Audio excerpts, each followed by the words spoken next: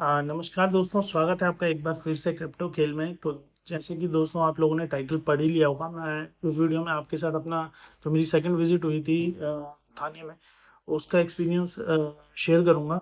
और उससे पहले मैं आप लोगों को बताना चाहूँगा, मैं अभी हूँ जॉर्जिया की कैपिटल तिबिलिसी में, और ये क्रिप्टो हब है, क्रिप्टो कैपिटल आप कह सकते हैं। यहाँ पे क्रिप्टो में टैक्स नहीं लगता। तो अगला जो वीडियो मैं लाने वाला हूँ बहुत ही इंटरेस्टिंग वीडियो होगा, और शायद कुछ लोगों के लिए वो P2P का एक अल्टरनेटिव भी होगा, कुछ एक अलग से विकल्प होगा।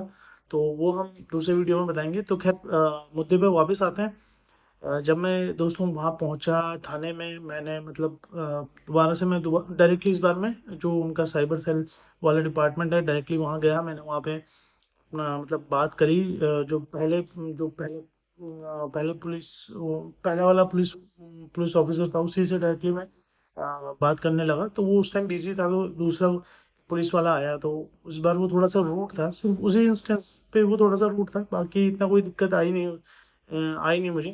लेकिन वो मुझे थोड़ा सा हर्ट किया, क्योंकि मैं मतलब मैंने ऑलरेडी वहाँ पे सारी चीज़ें बता रखी थी, लेकिन मुझे स्टार्टिंग से सब कुछ बताना पड़ रहा था। बहुत ही लॉजिकल वहाँ पे चीज़ें हो रही थी कि भाई आपने आपका अकाउंट फ्रीज हो गया था, तो आपने पैसा क्यों भेजा। बहुत ऑब्वियसली जब मेरा अकाउंट फ्रीज हो गया तो मैं पैसा तो भेज नहीं सकता, तो मैंने उससे पहले ही भेजा हुआ। ऊपर से उनको ये समझ में नहीं आता ये कि ट्रांजेक्शन की डेट कौन सी है, फ्रीज की डेट कौन सी है। वो वहाँ पे पुलिस वाला थोड़ा सा कंफ्यूज हो गया। खैर जो भी था, वो चीज़ें सॉर्ट करवाने के बाद उन्होंने मुझे बाहर भेजा। एक दूसरा वहाँ पे एक बंदा था जो सिविलियन ड्रेस में था, आई गेस वो उनको असिस्ट कर रहा था एज ए वॉलंटियर जो होते हैं साइबर सेल में। तो वो शायद वो वहाँ पे वो काम कर रहा होगा। तो उन्होंने मुझसे मतलब उस बंदे ने मुझसे काफ़ी सारी चीज़ें पूछी, भाई कि आप क्या काम करते हो, के अकाउंट में कितना बैलेंस था, और क्या बोलते हैं आपके अकाउंट मैनेजर से कैसी जान पहचान है। तो मैंने सब चीज़ें उन्हें बता दी। मैंने कहा भाई देखो, मेरे अकाउंट अकाउंट मैनेजर से ऐसी क्लोज जान पहचान तो नहीं है, लेकिन ये है कि मेरा अकाउंट है, तो मैं जाके कुछ भी बात कर सकता हूँ। खैर काफ़ी उन्होंने मतलब बातचीत अपनी आपस में बातचीत करने के बाद मेरे पास वही बंदा आया जो सिविलियन ड्रेस में था। और उसने मुझसे बोला कि भाई ऐसा है कि आपका अकाउंट देखो खुल तो जाएगा, लेकिन यहाँ इससे पहले मैं एक और चीज़ आप लोगों को बताना चाहूँगा। देखो दोस्तों, ऐसा होता है कि यहाँ पे ना पुलिस स्टेशन वाले भी शायद आपकी इतनी हेल्प ना कर पाए। उसका रीज़न मैं आपको बताता हूँ। क्योंकि एक तो होती है नॉर्मल कंप्लेंट, ठीक है, और एक होती है FIR, ठीक है। तो बदकिस्मती से मेरी जो कंप्लेंट थी वो एज एन मतलब एक FIR थी। उस बंदे ने FIR कर रखी थी, और उसमें मतलब 70 लोगों का अकाउंट फ्रीज हो रखा था उसी में। मेरा जो पहला अकाउंट था वो शायद 40-41 पे था, दूसरा वाला भी 50-60 नंबर पे रहा होगा। तो खैर मैं तो वहाँ पे अपने सारे डॉक्यूमेंट्स वगैरह लेके गया था। भाई मुझे किसी का डर नहीं है, मैं तो कोई मैंने गलत काम नहीं किया। मैंने तो जस्ट जो चीज़ की थी मैं सही सब उसके डॉक्यूमेंट्स लेके गया था। मैंने सारी चीज़ें वहाँ पे बताई, उन लोगों को दिखाई। तो उन लोगों ने मुझे मतलब जो वो सिविलियन वाला बंदा था, उसने मुझे कहा देखो इसमें आपका 25 से 30 हज़ार का खर्चा मान के चलो आप। तो मैंने कहा यार 25 से 30 हज़ार का खर्चा कैसे हो जाएगा यार, मतलब मेरे अकाउंट में इतना पैसा नहीं है 25 से 30 हज़ार रुपये, ठीक है। और मेरे अकाउंट में आए हैं 9,895 रुपये। तो मैंने कहा देखो 10 हज़ार रुपये मेरे अकाउंट में आया है, मैं ये वापस कर सकता हूँ, रिवर्स कर सकता हूँ, बट उससे ऊपर का तो मतलब मेरे को कोई मतलब वही नहीं है, हिसाब ही नहीं लग रहा है। तो उसने कहा देखो हर किसी को ये होता है, दिक्कतें बहुत सारी चीज़ें, मतलब उल्टी सुल्टी बात, इलॉजिकल बात करने लग गया था वो लड़का। वहाँ पे बोल रहा है कि उसका तो 12 लाख का फ्रॉड हुआ है, 12 लाख रुपए आप दोगे, आप क्यों। दुनिया भर की उटपटांग बातें। देखो मेरी जो कंप्लेंट थी वो 97 हज़ार रुपये की थी, ठीक है। देने को तो मैं 97 हज़ार रुपये भी दे के खुलवा दूंगा वो अकाउंट, लेकिन बात वो नहीं है। बात ये है कि मैं उसमें मतलब मेरे को उसके 12 लाख का क्या करना, उसकी बहुत सारी कंप्लेंट्स हो रखी थी, ठीक है। तो मेरे को वो चीज़ बहुत इलॉजिकल लगी कि भाई इस तरीके से बोल रहा है बोल रहा है कि भाई आपका 12 लाख रुपए का ये हो जाएगा, वो हो जाएगा, accused हो ये हो। तो मैंने तो देखो उस टाइम अपना पेशेंस लूज नहीं किया। मैं अपना मतलब काम जो है मैंने मेंटेन रखा। मैंने उनसे कहा देखो भैया मतलब इतना तो मेरे बस का है नहीं, ठीक है। तो उन्होंने कहा नहीं भैया ये तो होगा ही होगा। ये मैंने उनसे कहा देखो कुछ कम कर लो, क्योंकि मेरे बस का है नहीं, इतना पैसा तो मैं नहीं कर पाऊंगा। तो उन्होंने कहा देखो ऐसा हो जाएगा कि 40 हज़ार रुपये में आपके दोनों अकाउंट हो जाएंगे।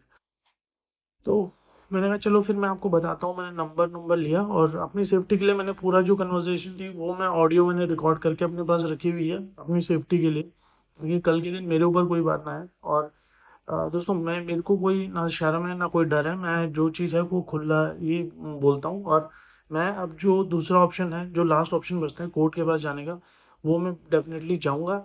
मेरे अकाउंट में इतना पैसा नहीं है, वैसे आप लोगों को सही में बताऊं तो लेकिन आप लोगों के लिए, क्योंकि आप लोग भी उस तकलीफ से गुजर रहे होंगे, और आप लोगों में से भी बहुत लोग ऐसे होंगे जो थाने नहीं जाना चाहते, पुलिस वालों से मतलब इतना इंटरेक्शन नहीं करना चाहते। देखो मैं गया हूँ लेकिन हर कोई नहीं जाता, तो वो चीज़, उस चीज़ के लिए भी मैं अ, अभी कोर्ट में जाऊंगा। मैं अभी कुछ टाइम तक यहाँ पे हूँ, जॉर्जिया और कॉकेसस में ही पूरा। तो मेरे को यहाँ थोड़ा टाइम, मैं थोड़ा टाइम स्पेंड करूंगा, मेरे को थोड़ा यहाँ पे काम है, मेरी मीटिंग्स वगैरह है।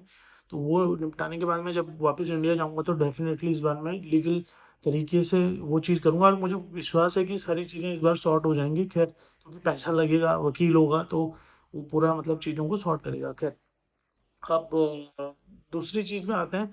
हाँ, आप कभी भी उनको पैसा देने की गलती ना कर दें। उसका भी मैं आपको रीज़न बताता हूँ। तो आप अगर आप पैसा देंगे तो वो अपने लोकल थाने से एक मेल भेज देंगे आपके बैंक मैनेजर को, जहाँ आपका अकाउंट है। लेकिन अगर बैंक मैनेजर को वो सेटिस्फैक्टरी नहीं लगता है, ठीक है, अगर वो संतुष्ट नहीं है, क्योंकि ये जो कंप्लेन आई है वो पोर्टल से आई है, मेल जो आया है वो पोर्टल से गया है आपके बैंक के हेडक्वार्टर में, देन वो मतलब नीचे पूरी हायरार्की होती है, तो वो पूरा आपके लास्ट में आपके बैंक मैनेजर तक पहुंचता है, उसके बाद ही आपका अकाउंट बंद होता है। अकाउंट तो आपका पहले ही बंद होता है, लेकिन बैंक मैनेजर के पास भी पावर होती है कि वो आपका अकाउंट फ्रीज कर सकता है।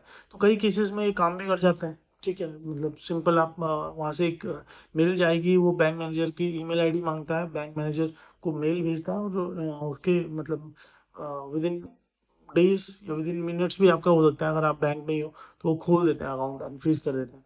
लेकिन अगर वो सेटिस्फैक्ट्री नहीं है तो आपके पैसे गए, आप वहाँ पैसा दे दोगे, और बैंक वालों ने बोला कि भैया ये मतलब इनफ नहीं है, हमको पोर्टल से ही चाहिए, ठीक है, हमारे हेडक्वार्टर मेल भेजो। तो वहाँ पे बड़ी दिक्कत आ सकती है दोस्तों, तो ये गलती ना करें। और मैं आपको दूसरी वीडियो में बताऊंगा कि आपके लिए P2P का क्या अल्टरनेटिव आप कर सकते हो। बाकी ये जो प्रॉब्लम है P2P फीस की, इस पे मैं डेफिनेटली अब लीगल एक्शन लूंगा, कोर्ट के थ्रू मैं जाऊंगा वकील वगैरह करके। तो वो उसका जो मेरा पूरा एक्सपीरियंस होगा, चाहे मुझे वकील के साथ बैठ के आप लोगों के लिए अलग से वीडियो शूट करना पड़े, मैं वो भी डेफिनेटली करूंगा। तो मिलता हूँ दोस्तों आपको नए वीडियो, अगले वीडियो में। तब तक के लिए टाटा बाय बाय।